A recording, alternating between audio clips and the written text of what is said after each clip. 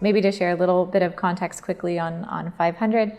500 startups, now called 500 Global, actually launched in Silicon Valley back in 2011. And really from the get-go, even within its first fund, decided they wanted to take a more global purview and a more diversified look at investing. And for 500, this meant not only diversity in terms of the types of founders that we were investing in within the United States, but also geographic diversity.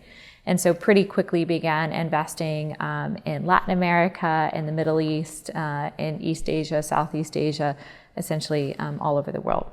And that thesis, we feel, has really paid off. Of the 2,700 nearly investments that we've done today and the 36 unicorns that we have within our portfolio, 46% are outside the US. Wow. And those are decisions that were made 7 years ago, 10 years ago. Core belief that was really driving 500 was a sense that talent truly is everywhere. And there are fantastic founders in every market, and it's just access to capital and education and network that is needed to see those companies succeed. We made our first investment here in Pakistan in 2016 in Tamar Kaur. More recently, we've invested in Ricult, Pakistani founder, and Dawai as well, tackling more of the health tech space. But one of the questions that I'm being asked right now is kind of why I'm here in Pakistan and why the focus on Pakistan. And really from 500's perspective, over the last let's call it 12 to 18 months, we've seen not only the number of deals coming to us increasing, but the quality of the deal flow also increasing, the quality of the founders that are coming through to us. So we began taking a pretty serious look at what 500's dedicated Pakistan strategy would be. I was really excited to have the opportunity to come out and meet people firsthand within the ecosystem and began to try and formulate what that thesis for us will be.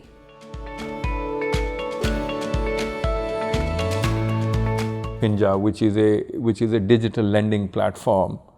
And today we are the largest digital lending platform in the country. And we are specially focused on the FMCG supply chain. And within the FMCG supply chain, the MSMEs. Pakistan is one of the last large countries where so little work has happened, right? So we are the 5th largest country right now. And there is only one country of our size. And the lack of digital credit or credit is such that there are only today about 180,000 outstanding SME loans in the country. But we have 5 million SMEs. And out of those 180,000, Finja already has about 10 to 12,000 of those loans. So Finja is a small little fintech. On the side of personal lending, there are like about 49 million professionals that work in Pakistan, but only 2% of these people have been formally lent to. In the US, the number is close to 80.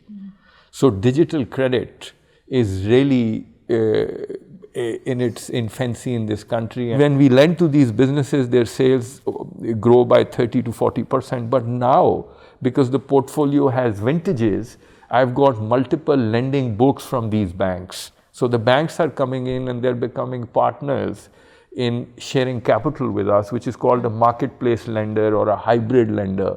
So the risk is not carried on our balance sheet anymore. There's nothing new what's happening in Pakistan. What's happening in Pakistan happened in India 10 years ago, in Indonesia. So we are about 5-7 years behind Indonesia and India, but we've got a few things going for ourselves.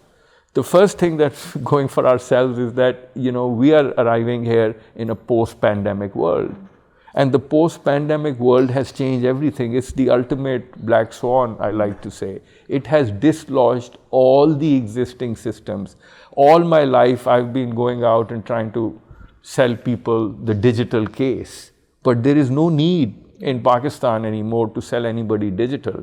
If you're a business, you don't go digital, you would die. If you're an individual and you're still dealing in cash, you're reckless and irresponsible because you're bringing all of that cash-led infection and those interactions back into your houses.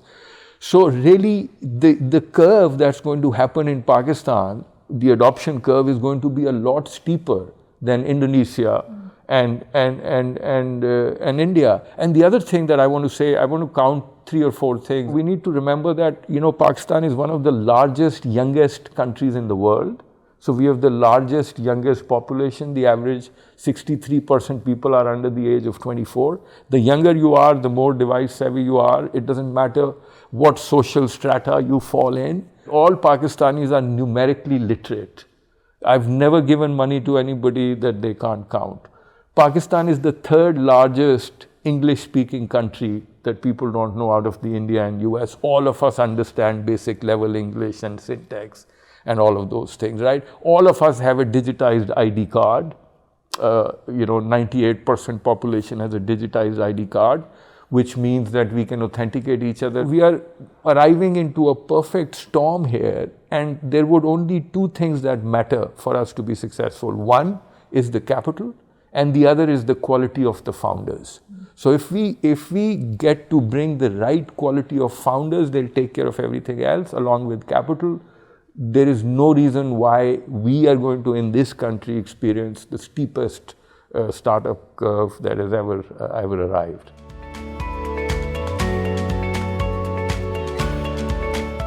I basically run a fintech for agriculture, and everything that Qasif said, primarily we try and apply to agriculture. So we help smallholder farmers access loans through banks.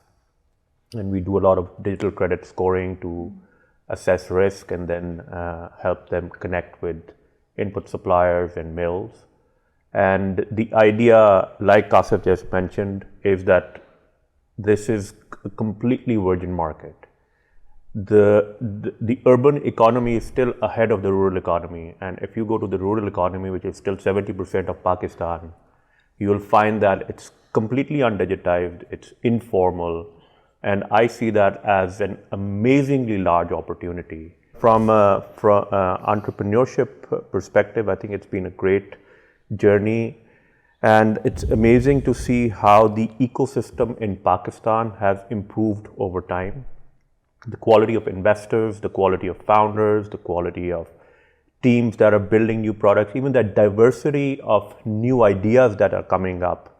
I participate with the NICL to look at new companies that are just being launched. And in fact, I was just talking to Salim the last time we met, that the diversity of the ideas that are coming through are way better than they were maybe 2 or 3 or even 4 years ago.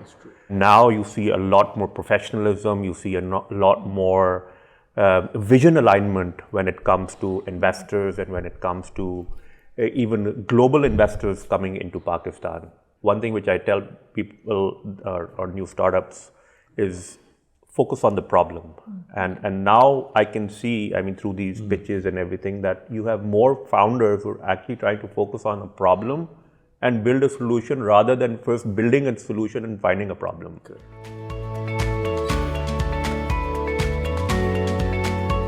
The environment in Pakistan, both from the investor and startup, has changed a lot, and a lot of it has to do with, I think, the stage of the economy. The market is so untapped in terms of technological startups or ideas and ventures that right now, anything that you almost throw into the market is being absorbed really, really quickly. It's all consolidating and bringing in better ideas. It's all improvement year after year in the quality of, not just the founders, but the ideas and the solutions that are coming forward. Yet there seems like almost like an infinite arena where, these ideas can get absorbed. Because I feel Pakistan was insulated politically, geographically, and economically for such a long time, the scope of ideas is much broader. There's so much to be done that founders approach this area with a completely blank slate rather than building from some level of maturity or some level of scale or technology.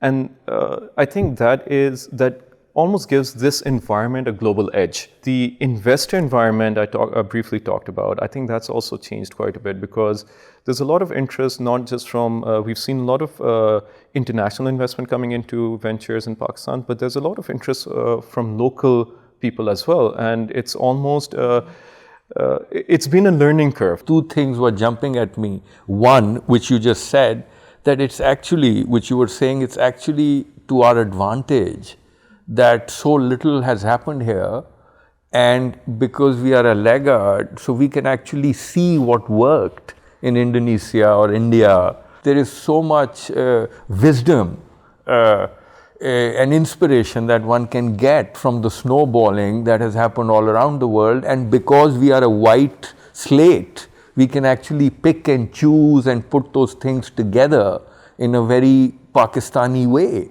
which is a phenomenal advantage when it's a late mover or a last mover advantage. Quality of the founders and the ideas are tremendously improving because the capital is coming, and the world has seen, and Pakistanis have seen this pan out elsewhere, and the pandemic has made it very, very clear where the future is. The real quality folks are now willing to, throw their hat in the ring and play the game.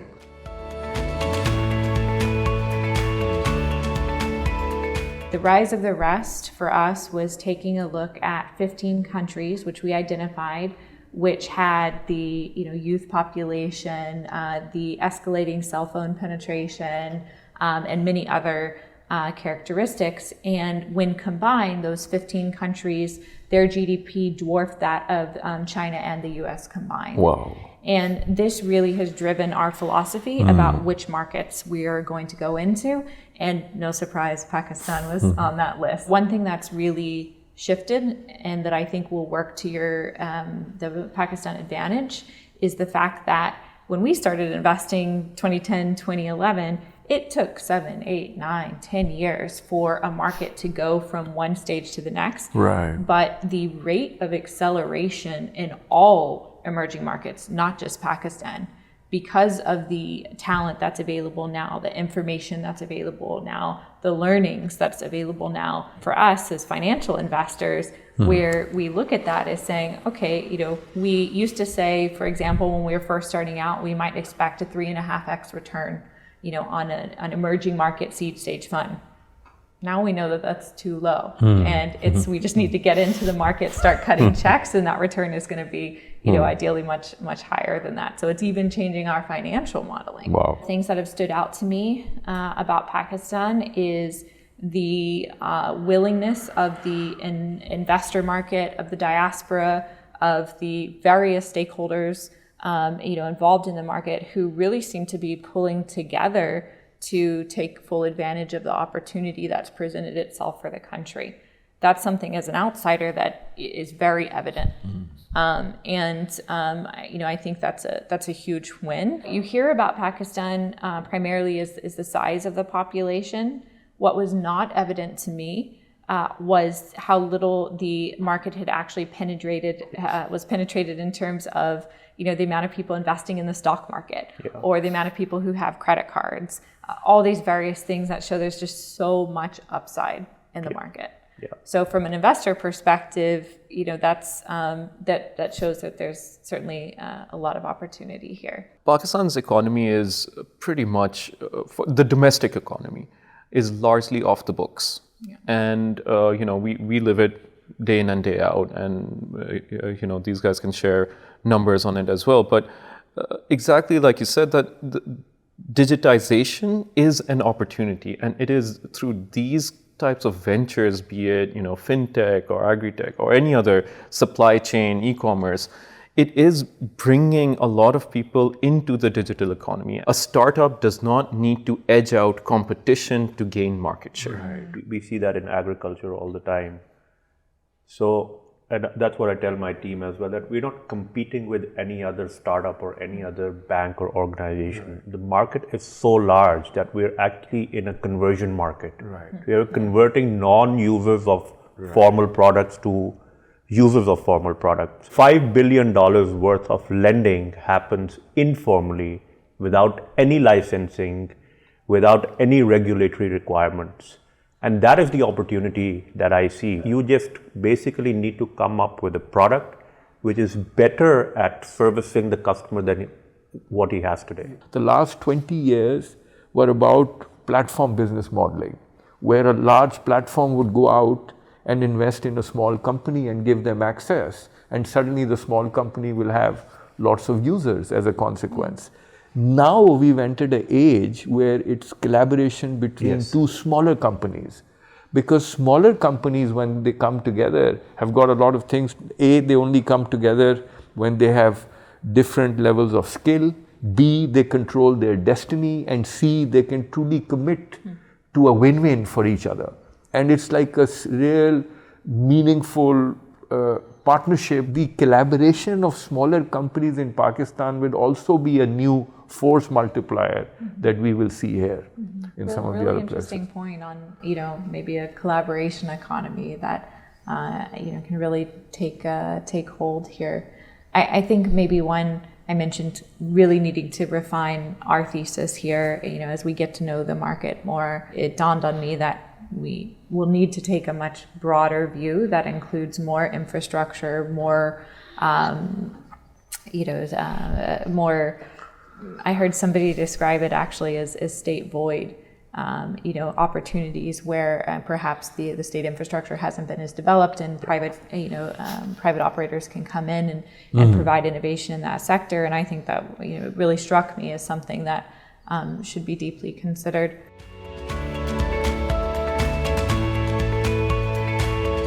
One hope maybe that I have for this market is I get to know it more. If you just step back for a second and think about kind of ecosystems in more of a macro perspective, which I often have to do, because rather than investing specific funds, I go and look at markets and then think about funds within a market. What I hope for Pakistan is that there will be a very collaborative effort just to see new startups created, because I think right now just getting the flywheel going even more strongly than what it has been, there just needs to be faster and faster iterations. Yeah. And certainly capital coming in is going to help that. But I also think, I hope to see that there's a very broad messaging campaign around entrepreneurship as, a path forward, as an acceptable career choice. Yeah. I think that's equally important. Even though there are more startups being created in Pakistan, there needs to be many, many more. Yeah. As a venture investor, if you look at 500 and you look at Y Combinator, for example, arguably the very best seed stage investors, we have about an equal batting average in terms of how many of our investments become unicorns. Okay. And that's about 2 to 3 per 100. So if you think about that, and you think about the number of number of new startups that need to be born, then I still think there's a way to go. Entrepreneurship has to be positioned as an alternative career. And I'm sure that people like yourself will become more inspirations for other young students who want to grow in this space. But I think if probably educational institutions make this more of part of the curriculum and a choice for young students to look at, I think that would definitely have a huge impact. And when I talk about educational institutions, not just universities, but this has to start at the school level, where children need to be taught software development and stuff which can actually help them build stuff on their own. And if we start doing that at a very young age, then people grow up with this mindset. Once a unicorn arrives in a country, that then takes care of a lot of stuff that we are talking about, because then it becomes real and people are inspired to do the same thing. Success begets success. Success begets success. We have a few 2 or 3 unicorns in this country in the next 3 years or so. And that will really, change things at the grassroots level also. I know that there's right now a big emphasis, especially in emerging markets at the university level, but I really hope that will, come in much earlier.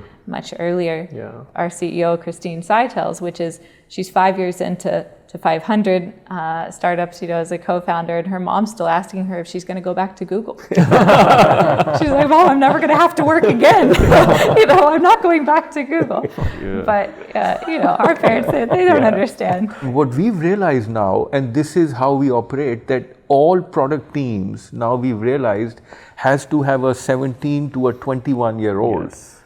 Yes. And the product teams are 4 or 5 people.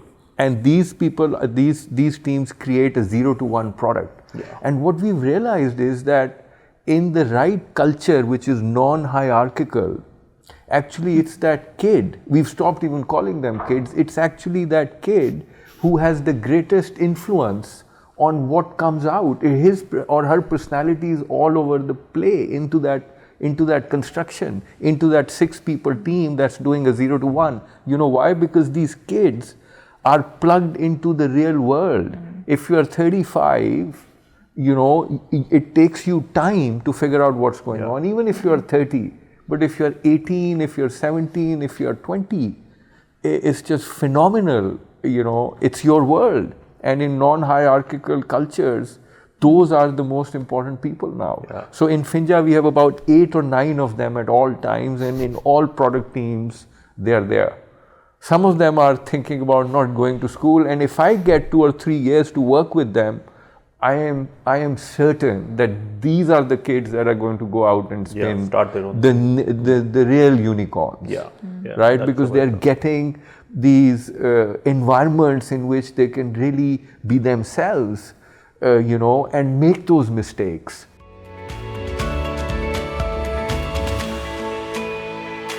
I've been mentoring startups in Boston as well as in Pakistan, multiple incubators.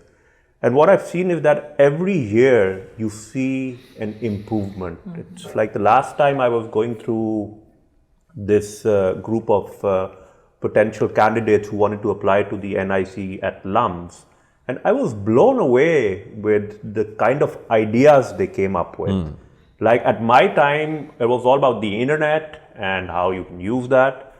But now it was about electric vehicles and it was about solar panels. And and I think that is something that was missing, because now you see startups getting into hardware and getting into solving some of the more structural problems in Pakistan, which is very, very encouraging. And Salim, I must definitely congratulate you and the team. The quality of startups you guys are attracting, or maybe the guys or the work that you guys do with them, I think definitely presents probably the cream of the startups in Pakistan.